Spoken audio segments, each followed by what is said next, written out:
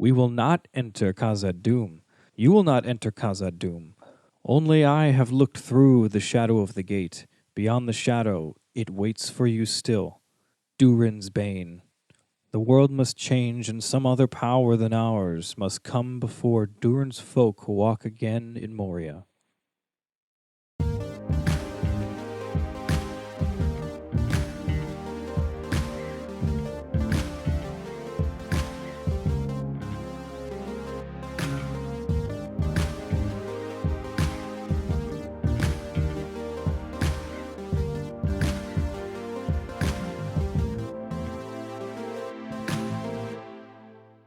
Welcome back, guys. Yeah, what up? Welcome back. This is Keep On Tolkien. This is Joel N. And this is Danny J. And we are back with part 2 about the Dwarves of Tolkien. Yes, the Khazâd, as they call themselves. The Naugrim, or the stunted folks. Yeah. It was kind of funny. Joel came to me the other day and he was like, I don't think I'm going to call them the Naugrim anymore. And I was like, why? Because it's a slur? And he's like, yeah, it's kind of disrespectful. Yeah, it's called the stunted... It's the Sindarin for the stunted people. It is kind of a slur. It's a little bit of a slur. They use it a lot, though, in the first age. People used words back in the day that aren't acceptable anymore, Joel. Naugrim being one of them. So the Khazâd. So last episode in part 1, when we left you off with the Khazâd, we had just finished off the first age, and the dwarven kingdoms of Nogrod and Belagast were destroyed, and we had the refugees of those kingdoms traveling east into Khazad-dûm. Yeah, and also in that last episode, we talked a little bit about the origin of the dwarves, where they come from, who their maker is. And then we got into Khazâd a little bit as well, the language. Yeah, and a little bit of their sign language, the Iglishmek. Iglishmek. A little bit about the culture of the dwarves and kind of what they're about and how they liked to dress. Yeah, all kinds of fun stuff, guys. So now we're just going to keep on trucking through. We're going to go to this dwarves in the Second Age, see what they get up to in the Second Age. So like we mentioned, the refugees from Belagast and Nogrod are added to the population of Khazad-dûm. And because of that, the wealth of Khazad-dûm is just enriched, especially with the recent discovery of mithril, which is a sort of magical earth substance that's extremely valuable. It's like a metallic substance. Light as a feather, but hard as dragon scales. Hell yeah. Super valuable. It's only found in Khazad-dûm as well. So the dwarves continue to trade at this time with the neighboring men and elves of Erygion. So this is during the Second Age when we've got the North Kingdom is going on right now, I believe. Right, yeah. No. Yes. Is it? I believe this so. might be before the Northern Kingdom. What's the year? Let's see. SA 1697? I'm pretty sure that's before. Oh, perhaps it's before. So these are indigenous folks. So this is around the time when the 7 dwarf rings of power were forged by Celebrimbor, and then later given through Sauron to the 7 dwarf clans.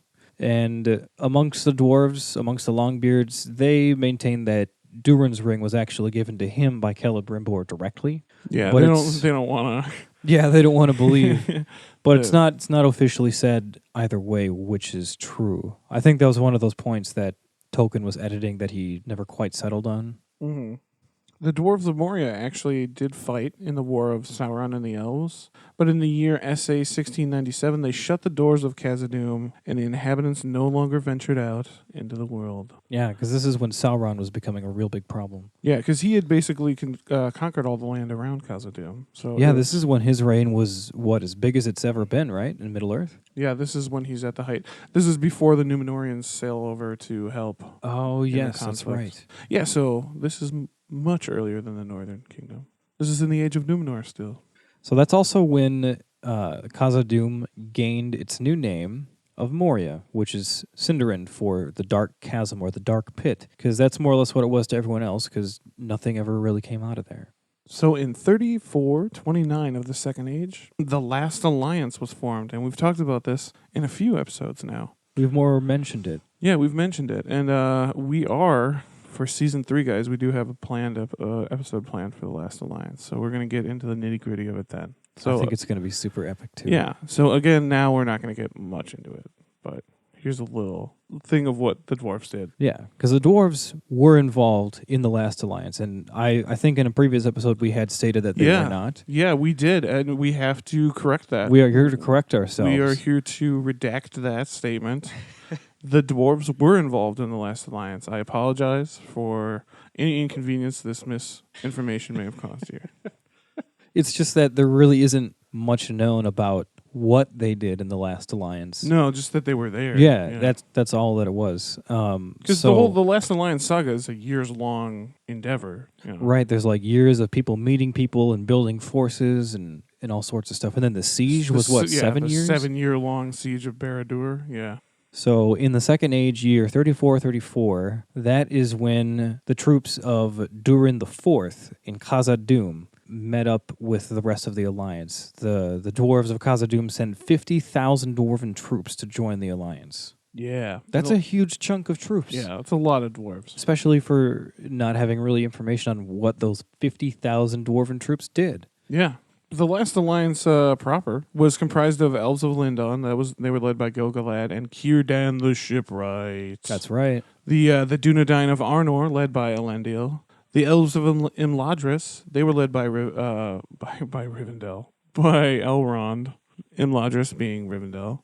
The dwarves of Khazad led by Durin IV. The elves of the Greenwood the Great, led by Orifer, who is Thranduil's father. The elves of Lothlorien, led by Amdir. And then we had some Dunedain of Gondor, led by Anarion. They were the last ones to meet up with the overall alliance. Yeah, the War of the Last Alliance lasted from 3429 Second Age to 3441 Second Age. So that's what, 12 years? Yeah, it's 12 years. That's a long time. Yeah, so like we said, all it's known is that they were part of the Last Alliance. We really don't have any other information about that. Yeah, they were there and they helped. So after the Last Alliance, post-Second Age, after the fall of Númenor and such, the Dwarves of Moria continue to prosper until the year 1980 of the Third Age. This is when they've been pursuing Mithril for a very long time, and they've been delving particularly deep. And they've been pursuing a certain vein of Mithril that took them very deep down in the pits of Moria, and they opened a chamber containing an ancient Balrog of Morgoth. Yeah. We've talked about Balrogs in previous episodes. They are not fun to deal with. No, this is a motherfucker left over from either the fall of Angband or Utumno. I'm not really sure if it's stated which one he came from. Yeah, either way, it's not good. Yeah, so we got like a demon Maiar here. And it's a really big problem for them. Because, I mean, Khazad, when they locked it up during Sauron's initial reign, when he was really gaining a lot of ground, they just locked the doors, and there was no way that even Sauron could really get in to get them. They were locked in Khazad. The only way that the place could have fallen was from within, which is exactly what they did. That's exactly what happened. So they battled against the Balrog for over a year, and there was 2 kings that were killed in this time. All the ones who were not killed, they fled from the Misty Mountains and they left. Yeah, the Balrog straight up just cleared out Moria completely. And this is when the Balrog was given the name Durin's Bane, because Durin was one of the 2 kings that was killed. I think it was Durin III and his son. For almost 2 decades, the refugees of Moria had no kingdom. And until the year 1999, tonight we're gonna party like it's TA 1999. And that's when Thrain I founded the kingdom of Erebor in the Lonely Mountain. And that was when they came across the great jewel known as the Arkenstone. And that became an heirloom of Durin's folk forevermore. So in the Third Age year 2210, that's when Thorin I founded the kingdom in the Grey Mountains, in the north of, it's just to the north of Mirkwood. Both kingdoms, Erebor and this new kingdom in the Grey Mountains, prospered 4 centuries until they were eventually both consumed by dragons. And this is when we get into some really epic dwarven history. Some dwarf shit, guys. This is some of the stuff that I've been super excited to talk about and tell people about. This is going to be some epic shit. This is why this is the season finale, guys. This is why. So that kingdom in the Grey Mountains, I wasn't very familiar with it, and I assume there are probably going to be other people that aren't as familiar with this kingdom of the dwarves in the Grey Mountains. And that's because of what happened next. So the dwarves originally started settling up in the Grey Mountains because it was pretty far to the north. No one had really started mining them for resources. So they went up there and they were just getting riches and riches, and they just had so much treasure. And that appealed to whom other but the dragons, right? Yeah, they like that shit. So that led up to what's called the War of the Dwarves and Dragons. Yeah. Epic. Cue some heavy metal guitars. So that was a conflict between Durin's folk specifically and the dragons of the Grey Mountains from the years 2570 to around 2589. So it was a conflict that lasted a long time. So following the defeat of Morgoth in the War of Wrath, a lot of the dragons from Angband were still left in Middle-earth. And many of those dragons resided up north in the Forodwaith, and that gave them the space to multiply and become strong. Yeah. Bad news bears, guys. Yeah, when they say Smaug was like the last dragon in Middle-earth, that was... for whatever reason, I thought that was the case, and I feel like I've read that multiple places, but that's definitely not true. Yeah, no, there had to have been other dragons still around. Yeah, he was one of a brood when he came down to the Lonely Mountain in the first place. Yeah, maybe he's the only one in, like, Rovanian, maybe. Like, I don't know. Probably. Yeah. But apparently there are still a ton of dragons up north in the Forodwaith. Mm-hmm. So in the year 2570 of the Third Age, this is when the dragons first made war on the dwarves of the Grey Mountains, sacking and plundering all of their halls, getting all that treasure. The dwarves held out for around 20 years, but finally, in 2589, the dragons attacked the halls of King Dane I. King Dane and his second son, Fror, were killed by a cold drake, which I didn't even know there were cold drakes. I guess, why not? Yeah, why not? I didn't know that Tolkien had officially written cold drakes into his legendarium either, so that was news to me. It's also just really sad. Apparently they were killed right outside the doors of their keep. Ouch. Yeah, so it was sad. And following the death of the king, most of Durin's folk abandoned the Grey Mountains, never to come back again. Yeah. The dragons got the Grey Mountains. After that, Gandalf describes the Grey Mountains as, quote, simply stiff with goblins, hobgoblins, and orcs of the worst description. So the Grey Mountains just sound like a real shitty place after that. Not a fun place. In TA 2590, King Thror and his uncle Borin returned to Erebor with the Arkenstone. And in that same year, Thror's younger brother Gror led others to the Iron Hills and founded it as an independent dwarven kingdom. Yeah, up until now, the Iron Hills was sort of like a settlement, and now it is its own official kingdom. Yeah, it's official kingdom. And it's the only dwarf kingdom never to be abandoned or taken by the enemy. From here on out, it is the only dwarf kingdom in Tolkien's legendarium. The dwarves of the Iron Hills and the dwarves of Erebor managed to prosper for the following couple of centuries until... Wouldn't you know it? The coming of Smaug the Golden in the year 2770 of the Third Age. One more of those dragons from up north. Hearing the wealth of Erebor, Smaug flew south from the north like a wind, like a wind described as a hurricane, and sacked both Dale and Erebor. Smaug dwelt in the Lonely Mountain until the quest for Erebor, which is the events of The Hobbit. Mm-hmm. And the main body of the dwarves became their wanderers, nomads from that point on. And so that leads us to another confrontation. The War of the Dwarves and Orcs. Another super metal war. So now that most of Durin's folk have been put to wandering, they're homeless.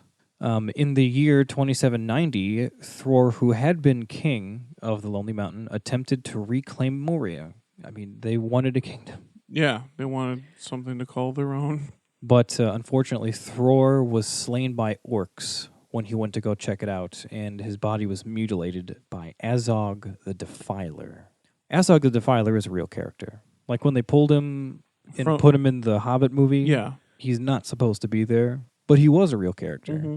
Yeah, we talked about that at length in, what was it, episode 2? 1 or 2? One of the two. One of the two, yeah. If you go back, our pilot episodes where we just totally bitched about The Hobbit for like hours. That was the whole reason we started this podcast, was to be able to bitch about The Hobbit for a few hours. So the death of Thror in Moria. So when Thror went to go check out Moria, he went not by himself, but only with one other dwarf. It was him and a dwarf called, was it Nar, Nar.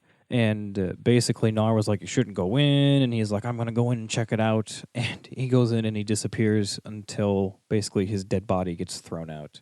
We have an excerpt about what happened, the confrontation at the east entrance there.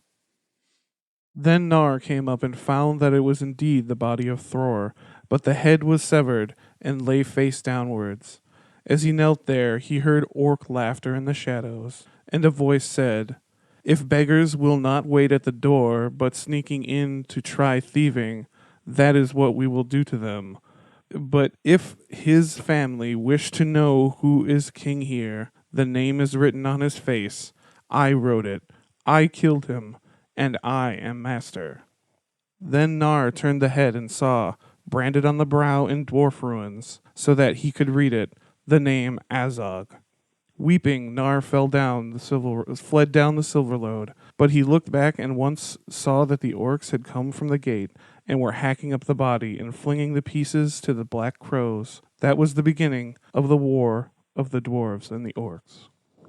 Da-da. Da-da-na-na-na-na. Little excerpt from the Appendix A. Yeah, dude, you guys, check out that Appendix A of the dwarves. Yeah. The Durin's folk. It's pretty cool. There's also a pretty extensive section on the dwarves in Peoples and Places of Middle-earth. That's Series of Middle-earth, or History of Middle-earth, Volume 12? I'm not actually sure which one's the people's. I think it's 12. But yeah, check that out too. So after that confrontation from the year 2790 to 2793, the Longbeards gathered an army, calling on all other 6 houses of the dwarves for war. So the Longbeards got in contact with literally all of the other dwarf clans in Arda and got them to more or less ally together to go to war with the orcs. This is when the orcs the dwarves get together to form the dwarf Megazord. This is where they all connect together to form one giant dwarf. I don't know exactly how many dwarves were involved in this, but apparently it was just crazy. Well, yeah, it's all of them. So starting in the year 2793, the dwarven host departed for war, and little is actually known about this 6-year-long war, but it was known that most of the war was fought in great mines and tunnels in the Misty Mountains. So it was all subterranean warfare, which the dwarves excelled at. They were really good at subterranean combat. God, that would have been miserable. Yeah, no kidding. Fighting in the dark tunnels down there for years? Yeah. For 6 years, they fought through the Misty Mountains, just through the tunnel, starting from like the north going south. And the dwarves, they successfully assailed and sacked every orc hold that they could find, from Gundabad in the north to the Gladden in the south. That's a huge swatch of... Yeah. They rid the fucking Misty Mountains of orcs. Yeah, the entire span of the Misty Mountains. They successfully, basically eradicate the orc presence there. The war came to a climax in 2799 when the final battle, called the Battle of Azanulbazar, was fought in the Dimril Dale there, right below the east gate of Moria. This was a notoriously bloody battle. They show this in the Hobbit movie for a little bit. Yeah, this was one of the things about the Hobbit movie that we didn't really have much of a problem with. No, I thought it was a cool action scene. It was a scene where the high frame rate really shined. Yeah. Yeah. We got to see some dwarven battle, which was cool. Mm-hmm.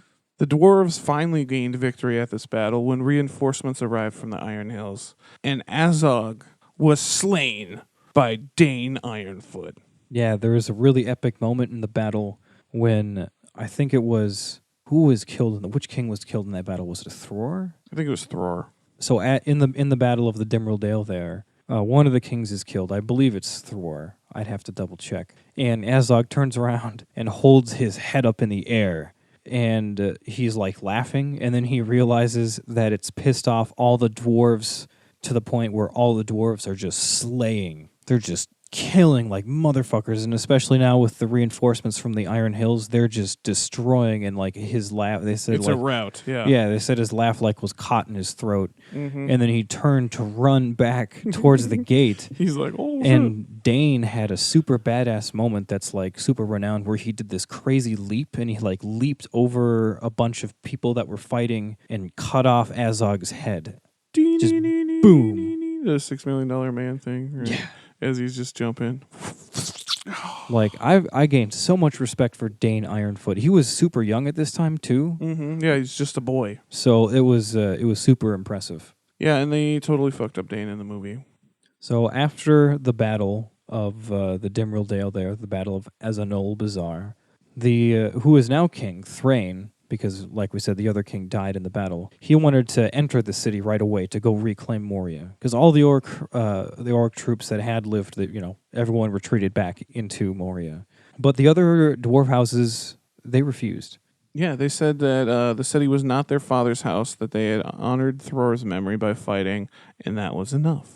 Yeah, as far as they figured, the Moria was basically a home for the Longbeards. It wasn't. Yeah, it wasn't any an of their all home. dwarves thing. Yeah, it was Longbeard's thing. Yeah, so they figured they didn't really have to go reclaim Khazad because it wasn't theirs to begin with. Mm-hmm. And Dane Ironfoot at this time was also warned that Durin's Bane still dwelt within Khazad, so there's a Balrog still in there. Yeah, that's where we got that little opening passage from this episode. That was Dane's warning to Thrain that we shouldn't go back in there because there's still Durin's Bane in there. Apparently Dane Ironfoot had like a vision of Durin's Bane through the door there. Yeah. Oh yeah, that's right. I remember reading that. Yeah, that was really cool. By the war's end, the orcs had suffered irreparable damage to their numbers. 10,000 orcs were killed in the Dimrill Dale alone, and at least that many were killed through the previous 6 years of war. Yeah, they just wiped out the orc presence in the mountains there. It was just, they couldn't come back from it. It was a slaughter. Yeah. As a result of the losses, the orcs of the Misty Mountains, they virtually disappeared. And the threat to Eriador and the Wilderland was greatly decreased. Yeah. And that's pretty much everything that happened with the dwarves in the Second Age. They had their own pretty big confrontations with the orcs and the dragons. Mm-hmm. And they did have a presence in the Last Alliance, but it wasn't. Who knows? Yeah, there's no information about it. Yeah. So let's get into the things that happened at the end of the Third Age. So the end of the Lord of the Rings, right? Is what we're looking at. Oh, excuse me. Yeah, we've been talking about the Third Age this whole time, not the Second Age. Yes, the second. Yeah, we were talking about the Third Age. So now we're talking about the tail end of the Third Age. Yeah. So after that whole battle with the orcs, the war of the dwarves and the orcs, for a time the exiled kingdom of dwarves, Durin's folk, they went and founded a kingdom in the northern Blue Mountains. But Thrain the Second was driven to wandering by the wilderness into the wilderness by his ring, and the last of the dwarven rings that was not yet taken by Sauron or consumed by dragons. Yeah, so a bit about the dwarves and the dwarven rings of power. Like we had mentioned previously in the creation of the dwarves, they were made particularly resilient to domination and such. So when they received the rings of power, the 7 dwarven rings of power, it had almost no effect on any of them whatsoever. The worst that it said that it could have affected them is it may have increased their lust for gold.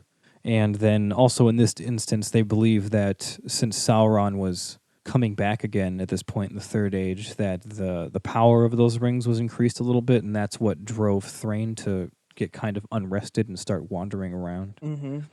But that's when Thrain was soon captured by Sauron, who was actually reigning as the Necromancer. Yeah, it was when he was doing his necromancer thing up in Dol Guldur in southern Mirkwood. And that's where he took Thrain, who was tortured in Dol Guldur until the Ring of Power was taken from him, and he eventually died pretty miserably, it sounds like. Yeah, and he was met by Gandalf right before he died. Yeah, that's when Gandalf found him in the pits there and got the ring and the map. Yeah, gave him the Or not the ring, the key in the map. The key in the map, yeah. The ring was long gone. So this brings us up to the quest for Erebor, and that was that starts off in 2941, and the result of which is Smaug being killed by Bard the Bowman. The Battle of the Five Armies ensues shortly after that. Yeah, and that's where we see the current ruler of the line of Durin Thorin is killed in the Battle of Five Armies, and that's when Dane Ironfoot of the Iron Hills actually becomes the ruler of Durin's folk and king under the mountain. Yay, we like Dane. Yeah, Dane's kind of the shit. I love Dane. He's probably one of my favorite dwarvish characters. The dwarves didn't have a super prominent presence during the War of the Ring, but other than the fact that Gimli was joined the Fellowship of the Ring, which is, it's not nothing. Mm-hmm. And also a little battle called the Battle of Dale, which we're about to talk about, that nobody ever Nobody knows about this battle. Yeah, this is kind of one of the lesser known battles that happens throughout, the history of Middle-earth, the Battle of Dale.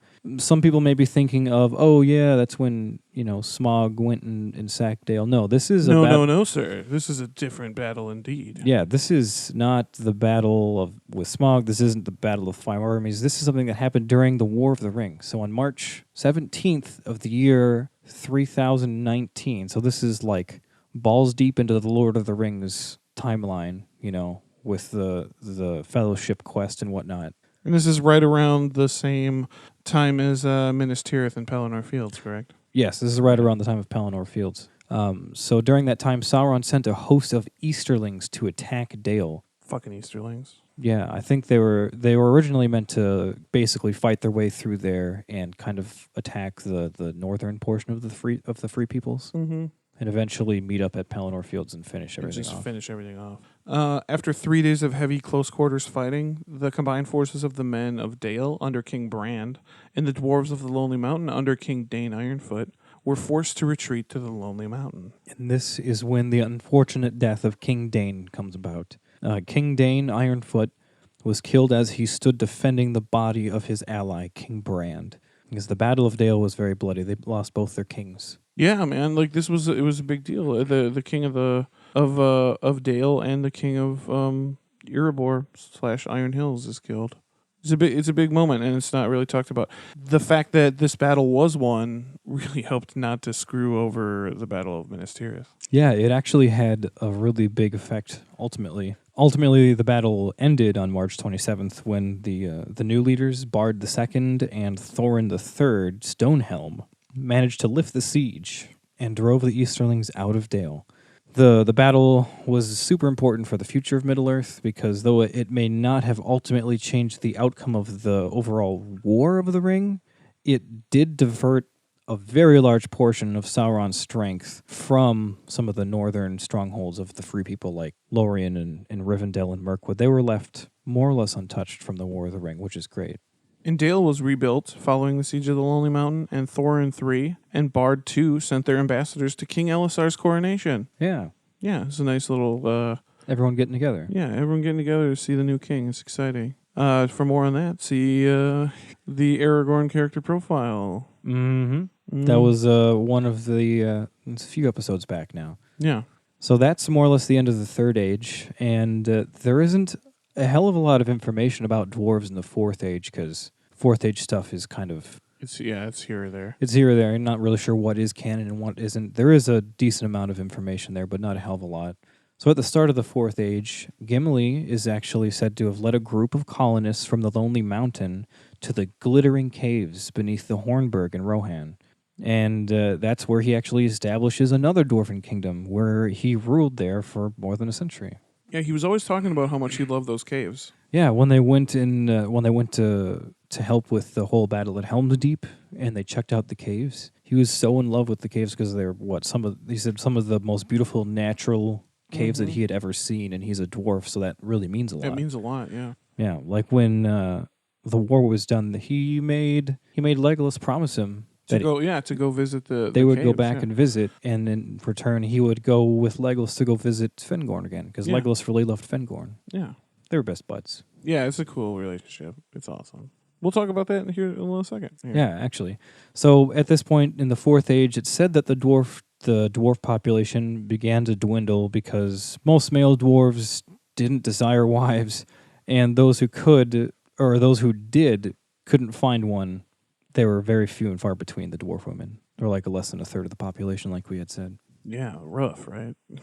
Yeah, and a lot of the dwarf women also chose not to marry because, Yeah, how do you make they're more independent. dwarves? Yeah, they're independent people too. They don't have to marry if they don't want to. And yeah, what are you going to do at that point? So I guess the dwarf population kind of dwindled off. So ultimately, there's still a lot left of mystery in dwarvish history because it's not as fleshed out as it otherwise could be, especially compared to Tolkien's other stuff. And ultimately, the true fate of the Khazâd is still unknown after they die. Yeah. Where do they go? They obviously don't go to Valinor. No. However, the dwarves, they believe when they die that there's those halls that Aule created. built for them. Yeah. They believe that there's halls that Aule built for them that they'll go to, but that's not officially stated. We don't know if they're right or not. Right. So ultimately, we don't really know the fate of the Khazâd. Except for one dwarf, Gimli, son of Gloin.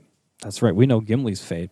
After the death of Aragorn in the year 4th Age 120, Gimli actually sailed to the Undying Lands with Legolas, the only dwarf to ever do so. The only dwarf to do that. Yeah. And we'll kind of finish things off with a nice little excerpt from the Appendix A about Gimli leaving for the Undying Lands. Here follows one of the last notes in the Red Book. We have heard tell that Legolas took Gimli, Gloin's son, because of their great friendship, greater than any that has been between elf and dwarf. If this is true, then it is strange indeed that a dwarf should be willing to leave Middle-earth for any love, or that the Eldar should receive him, or that the lords of the West should permit it. But it is said that Gimli went also out of desire to see again the beauty of Galadriel, and it may be that she, being mighty among the Eldar, obtained this grace for him. More cannot be said of this matter. Yeah. So that's pretty much it, guys. That's our version of the dwarves. Yeah, that's all we got for you today. Yeah, and this brings us up to special episode number 30. This is sadly the end of season 2. Yeah, another season has come and gone so quickly. And I'm kind of welcoming it. We really busted our ass on this season, guys. We hope you guys enjoyed it. It's been some work for us, but it's been really fun. Yeah, it's been fun, and I think we're getting better, and I think it's only going to get better from here. So thanks for sticking with us. I know, some of the early seasons it's a little rough. It's a little rough. We didn't, super know what we were doing, but now we're kind of learning how to do that. So thanks for sticking around with us, guys. Yeah, thanks for going on this journey with us, basically. Yeah. And we'll be back relatively soon. Don't fret not.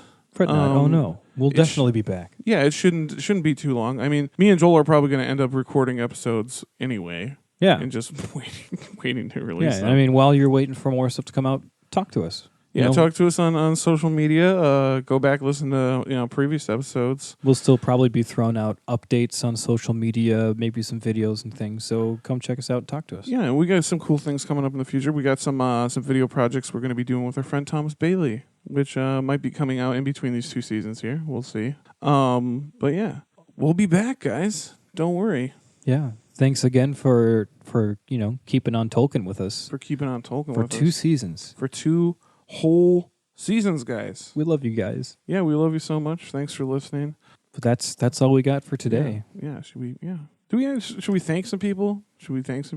Yeah, let's throw out some thanks. So thanks to everybody who talks to us on the Facebook and Twitter pages. We appreciate it all. It's fun. I have some budding friendships with you guys now, which is cool.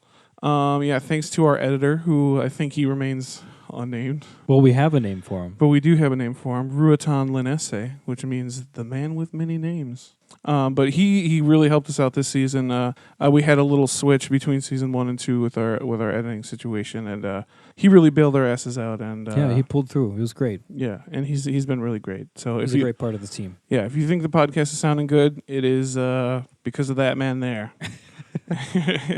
And then thank, I guess, our friends and family for putting up with us, and some of the guests that we had on this season too. We got Megan and Claire that came on a couple episodes ago. They were great. We'll probably have them on again. It was really fun talking to them. So thanks to Tolkien, and also guys. I suppose we should probably throw out a thanks to the man himself. Big up to J.R.R. Tolkien. And his son Christopher. If it wasn't for Christopher, we wouldn't have been able to get a lot of this content. Yeah. And we're going to be guys. Oh, they just announced the new book. We're not Fall of Gondolin? Yeah, we're not going to talk about it right now, but we're pretty giddy because they just excited. We're going to address it in the future. Yeah, we might address it during this here off season. So stay tuned. Yeah. Keep up to date with us. But yeah, that's pretty much all for us, guys. Thanks so much for listening again. Thanks again. We love you. This is the end of season 2. We love you guys. I'm Danny J. This is Joel. As always, guys, keep on Tolkien. Aure and Tuluva.